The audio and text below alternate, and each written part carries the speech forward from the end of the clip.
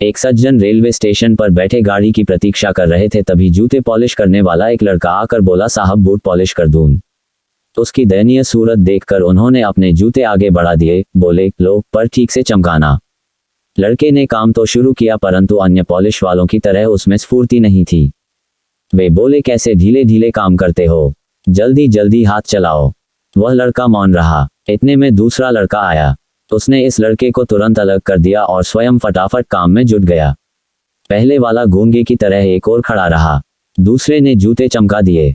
पैसे किसे देने हैं, इस पर विचार करते हुए उन्होंने जेब में हाथ डाला। उन्हें लगा कि अब इन दोनों में पैसों के लिए झगड़ा या मारपीट होगी। फिर उन्होंने सोचा, जिसने काम किया उसे ही दाम मिलना चाहिए। इसलिए उन्होंने बाद में आने वाले लड़के को पैसे दे दिए।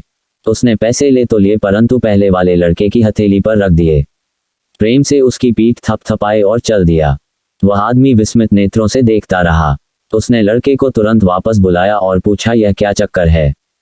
लड़का बोला, साहब, यह 3 महीने पहले चलती ट्रेन से गिर गया था।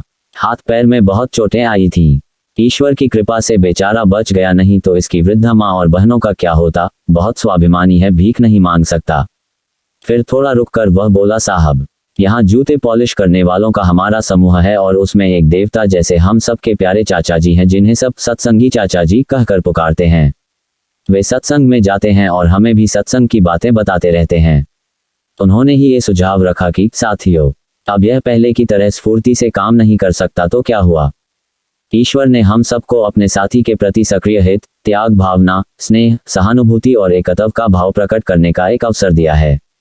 जैसे पीठ, पेट, चेहरा, हाथ, पैर भिन्न भिन्न दिखते हुए भी हैं एक ही शरीर के अंग, ऐसे ही हम सभी शरीर से भिन्न भिन्न दिखाई देते हुए भी हैं एक ही आत्मा। हम सब एक हैं।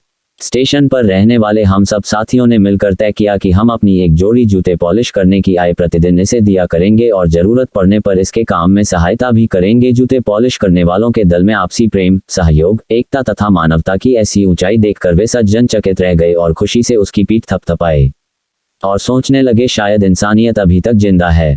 लाउडली क्राइंग ऐसी कहानियां सुन दिन रो पड़ता है। लाउडली क्राइंग लेखक मोहित यादव भैया जी उरई। एंड सब्सक्राइब कर दीजिएगा दोस्तों प्लीज। राधे राधे दोस्तों, बाय बाय, मिलते हैं अगली वीडियो में।